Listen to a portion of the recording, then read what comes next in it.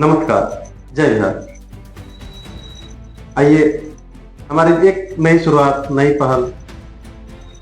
इस नए दौर में एक सवालों के घेरे में रहेंगे हम सब, और सवाल पे सवाल होगा हमारा, जवाब होंगे जनप्रतिनिधियों के। लेकिन इन्हीं सवाल और जवाब के शुरुआत में हम एक छोटा सा सवाल रखते हैं अपने सहयोगी कृष्णा जी के साथ कि क्या मुद्दे हम लेके चले समाज में जन संवाद पॉडकास्ट के माध्यम से, और ऐसे क्या मुद्दे विशेष रखे जाएं जो लोगों को जागरूक करें और नेताओं के ऊपर लगातार क्वेश्चन मार्क खड़ा करें कि आपने हमारे लिए किया क्या है। ऐसे ही तमाम मुद्दे रखेंगे हम आपके साथ, लेकिन शुरुआत करते हैं अपने सहयोगी कृष्णा जी के साथ। नमस्कार सत्यप्रकाश जी, बहुत दिनों से मेरे मन में एक बात चल रहा है जो आपके चैनल के माध्यम से मैं सबको बताना चाहता हूं। मैं किसी पार्टी को घेरना नहीं चाहता या मैं किसी पार्टी विशेष पे बात नहीं करना चाहता, लेकिन मेरे मन में एक सवाल चल रहा है। स्टूडेंट जो है, बच्चे हैं, जो स्टूडेंट लाइफ में हम हैं या आप हैं, ऐसा होता है कि घर से हमको 500 रुपये मिलता है। जैसे ट्रेन से कहीं एग्जाम देने हम जाते हैं अदर जिला में, तो 200 रुपया भाड़ा जोड़कर 300 रुपया, और जब हम वहाँ जाते हैं रहने की कोई व्यवस्था नहीं होती है, और जो 500 रुपये में जो लॉज मिलता है उसका लॉज का जो किराया होता है वो 2500 रुपया कर दिया जाता है स्टूडेंट को देखते हुए कि भीड़ बहुत ज़्यादा है। तो इन सब चीज़ों पे मुझे लगता है कि सरकार को कहीं ना कहीं ध्यान देना चाहिए। सरकार चाहे जिसकी भी हो, मैं किसी पार्टी विशेष पे बात नहीं करना चाहता हूँ, क्योंकि ये मुद्दा एक आम जन की है और सवाल आम जन का है। क्योंकि मैं जनता के तरफ से ये सवाल आपके चैनल के माध्यम से रखना चाहता हूँ। मुझे कमेंट में बहुत सारे लोग बताएंगे भी कि मैंने सवाल गलत रखा या सही रखा।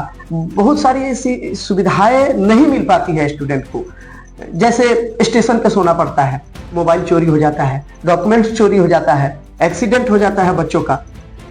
इन सब परेशानियों को झेलना पड़ता है। मुझे लगता है कि सरकार को हर जिला में एक ऐसी व्यवस्था करनी चाहिए कि बच्चों का जब एग्जाम पड़े तो उनको रहने की एक सुविधा मिले।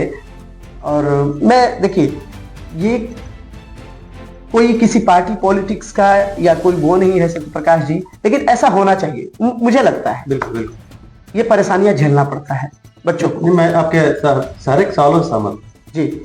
तो मुझे लगता है कि सरकार से आपके चैनल के माध्यम से मैं आग्रह करना चाहता हूँ कि इन सब चीज़ों पे एक बार विचार विमर्श करना चाहिए। क्योंकि हम जब अपना घर छोड़कर या जिला छोड़कर दूसरी जगह जाते हैं तो हम एक अनजान रहते हैं उन सब जगहों से, उन सब माहौल से, और इसका खामियाजा स्टूडेंट लोगों को भुगतना पड़ता है। बहुत सारी दुर्घटनाएं हो जाती हैं। तो मुझे लगता है कि ऐसा होना चाहिए। बिल्कुल होना चाहिए जी। और ऐसे तमाम मुद्दे हैं, हजारों सवाल हैं, हजारों परेशानियां हैं। स्टूडेंट लाइफ में विद्यार्थी झेल रहे हैं, सरकारी अस्पतालों में चले तो मरीज झेल रहे हैं, शराबबंदी के नाम पर जो गरीब लोगों का गला घोटा जा रहा है तो वो गरीब झेल रहे हैं। जो जहां है परेशानियां झेल रहा है, इससे सरकार से कोई मतलब नहीं है। सरकार तमाशा बनी हुई है।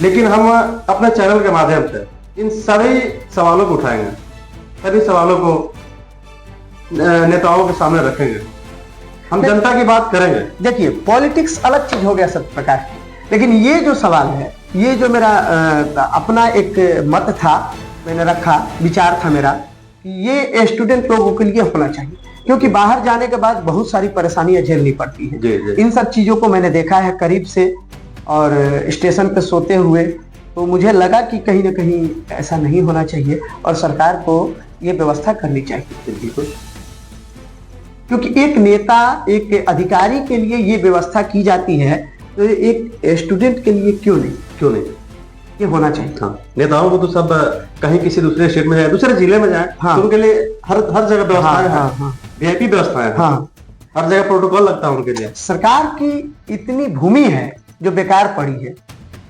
अगर सरकार चाहे तो व्यवस्था कर सकते, बिल्कुल कर सकते हैं, लेकिन करना नहीं चाहते। सभी जनप्रतिनिधि नेता हैं, वादा तो करते हैं, लेकिन मुझे नहीं लगता कि इन मुद्दों पे अभी तक किसी पत्रकार ने मेरा कहीं किसी को या चर्चा किसी नहीं ने हुई। कोई चर्चा की है? नहीं, बिल्कुल कहीं कोई ऐसी चर्चा हुई नहीं है, लेकिन हम इन सारे मुद्दों पर चर्चा करेंगे और जोरदार तरीके से करेंगे। बस आप सभी बने रहिए, जुड़े रहिए, अपना सहयोग दीजिए और हम आपके तमाम सवालों के जवाब लेंगे। जय हिंद, जय भारत।